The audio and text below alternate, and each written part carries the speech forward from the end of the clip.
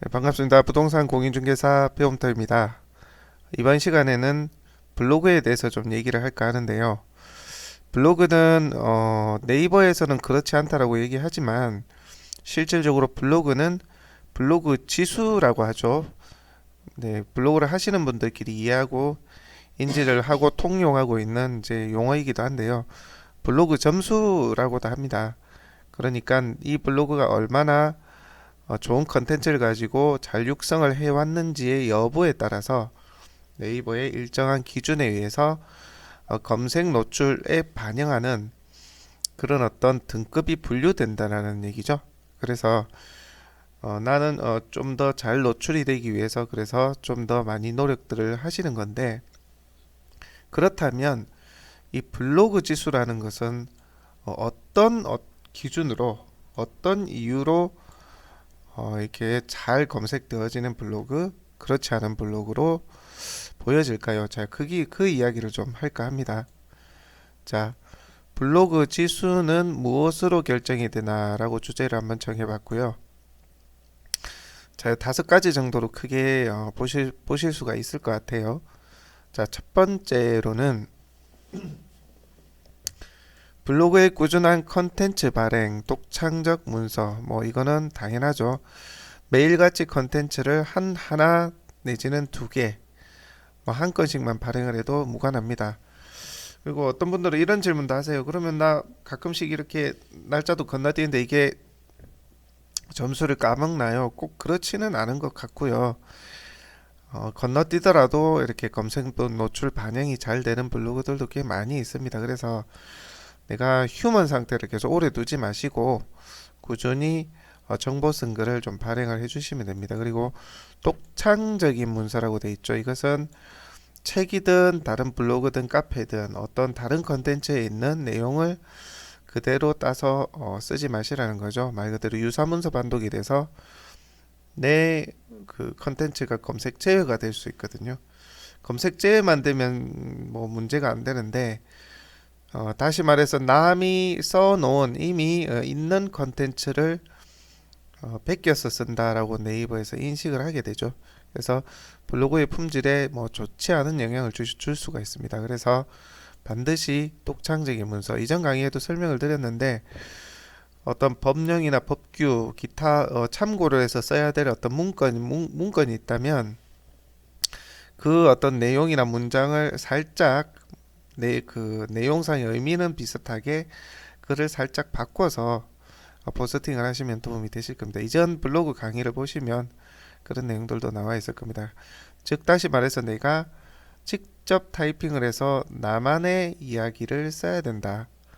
내 개인적인 일상이 아니라 정보성 글을 쓸 때도 내 생각과 내 이야기가 가미되고 내가 버무린 그런 글, 그런 영상, 직접 찍은 영상을 써야 된다는 얘기죠. 자, 그거는 이해하실 것 같고요. 자, 두 번째로 전문적이면서 상업성을 배제한 정보성 컨텐츠 발행. 이 말이 조금 어렵습니다. 전문적이면서 상업성을 배제한다라는 표현이 어찌 보면 약간 배치하는 부분이 있죠. 전문적이라는 얘기가 내가 그러니까 보통의 사람들보다 좀 더 지식을 알고 있거나 상품을 좀 전문적으로 내가 잘 다루고 있거나 잘 가지고 있거나 보통 사람과 다르게 분류되어진 자기만의 어떤 특화된 분야가 있다는 걸 얘기하는데, 그게 상품을 파는 사람일 수도 있거든요. 예를 들어서 내가 헬스 클럽을 운영한다면 헬스 분야에 있어서 내가 좀 더 많이 알겠죠.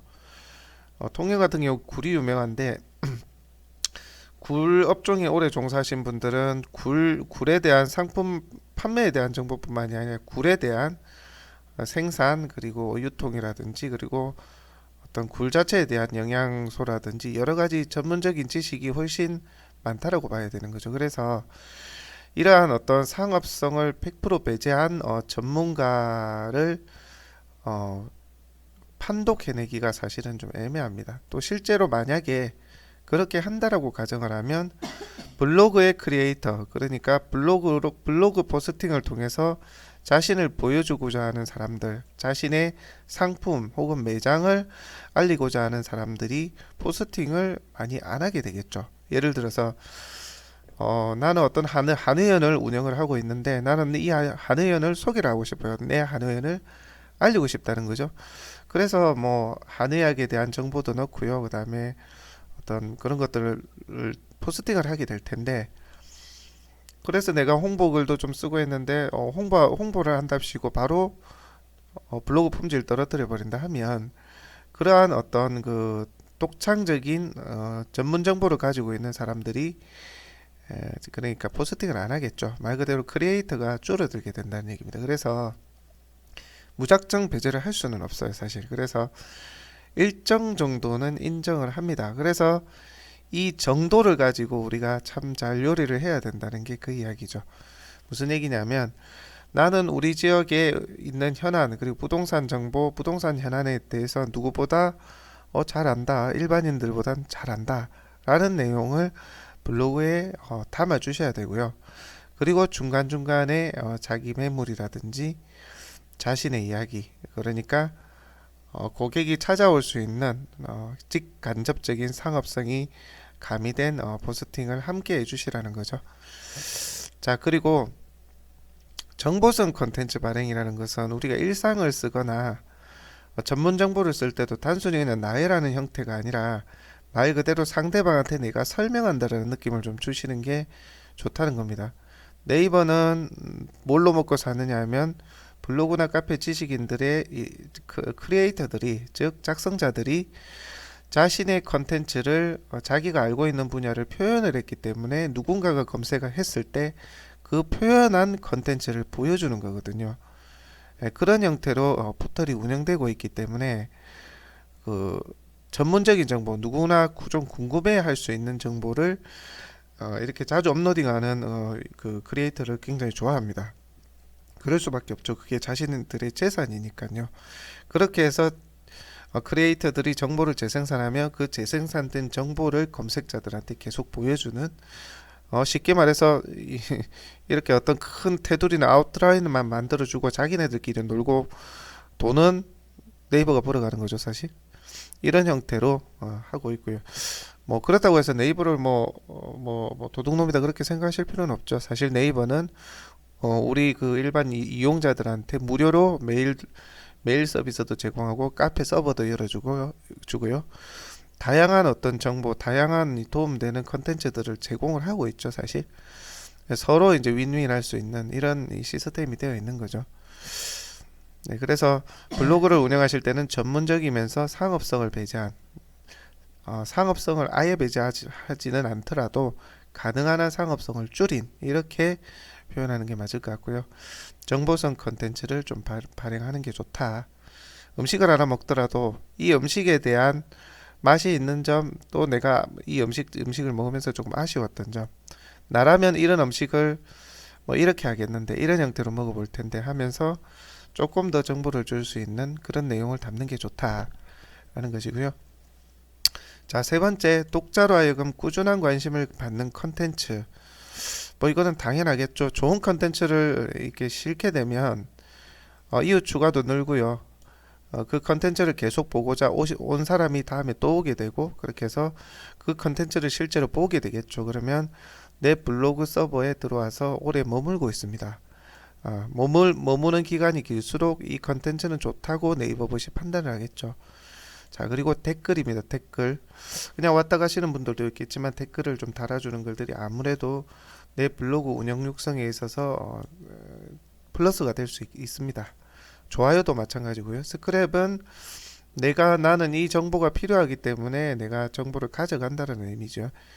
이 모든 것들은 실제로 내 컨텐츠가 좋았을 때 자연스럽게 일어나는 부분들입니다. 사실 그렇죠.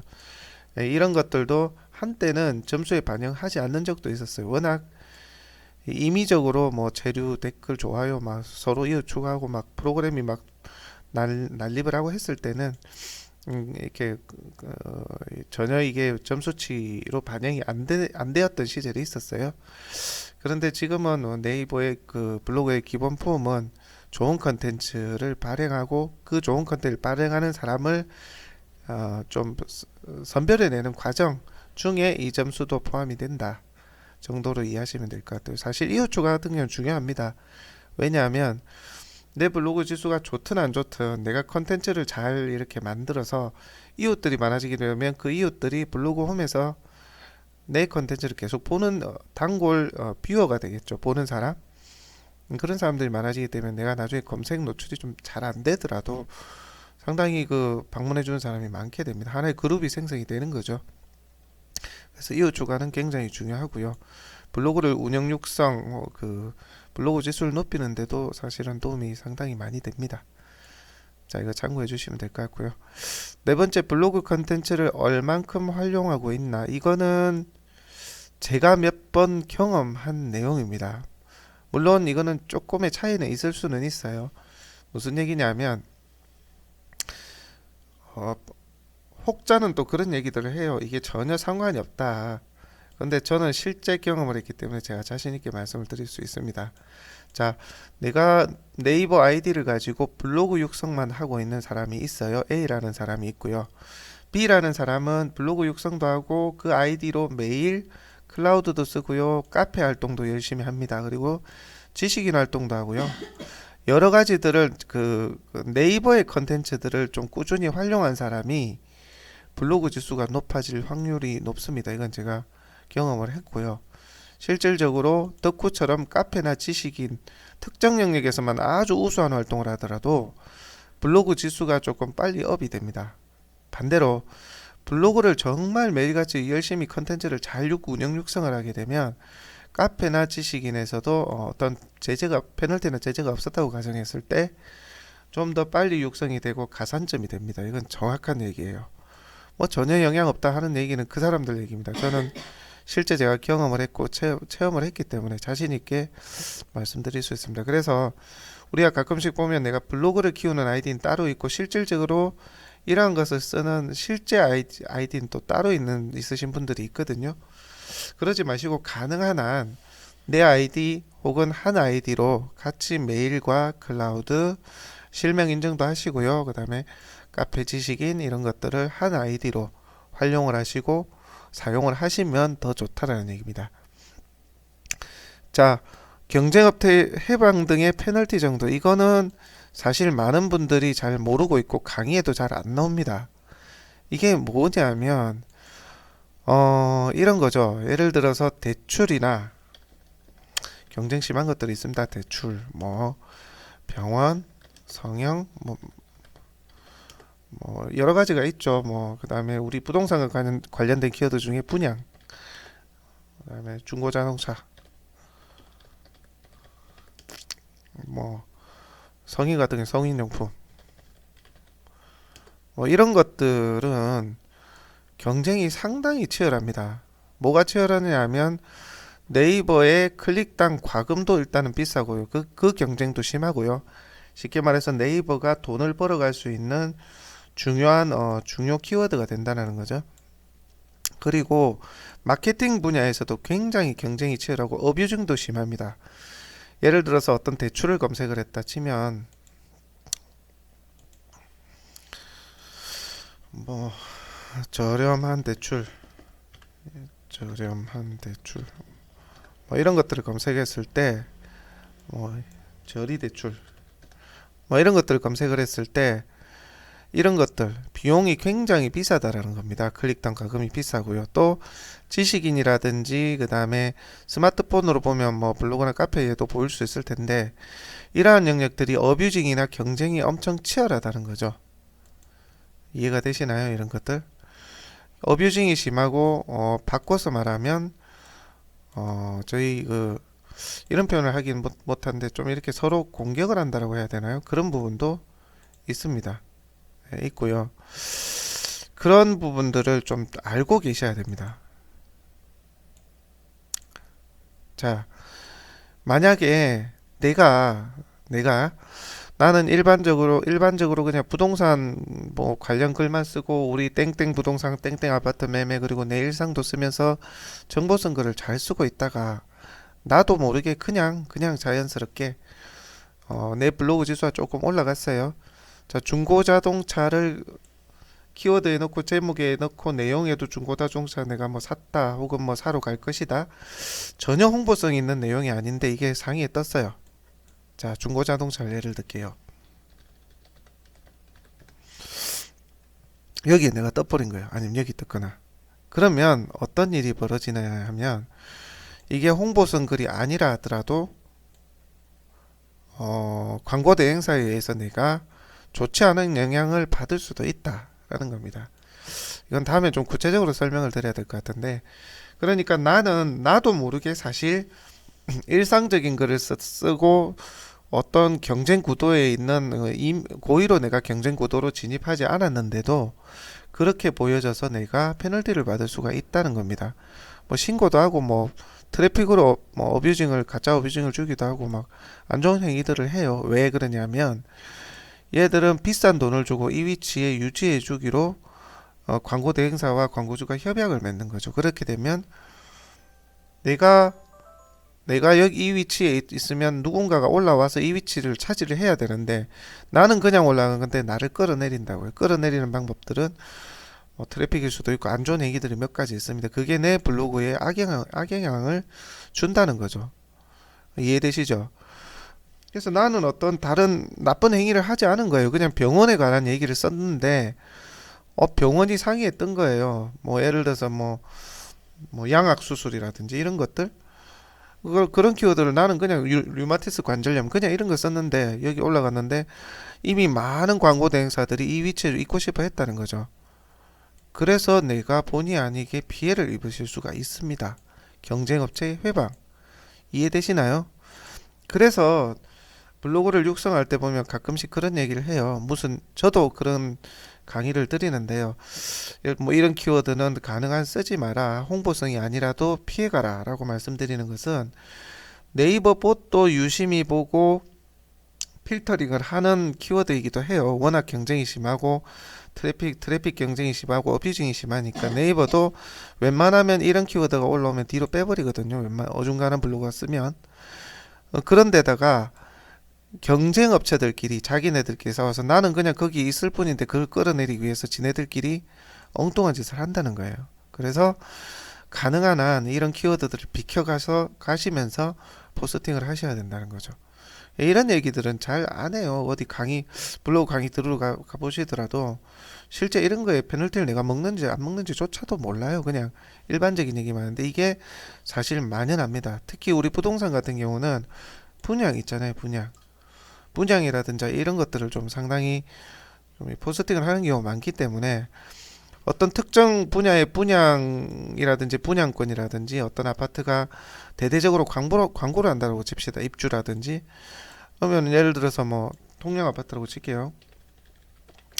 근데 통영 아파트 아니면 통영 아파트 뭐 분양, 통영은 적어서 뭐 이런 키워드는 경쟁이 없는데 좀 그때 가면 통영 아파트 분양 여기에 광고 대행사 협의된 업체가 여기에 있고 싶은 거예요. 협의된 대로 자기네들 진행이 돼야 되는데 나는 그냥 여기 올라간 거예요. 그냥 난 정보성글 플러스 여러 가지 썼는데 나만 그렇게 공격을 받을 수가 있다는 거죠. 왜? 이걸 떨어뜨리기 위해서.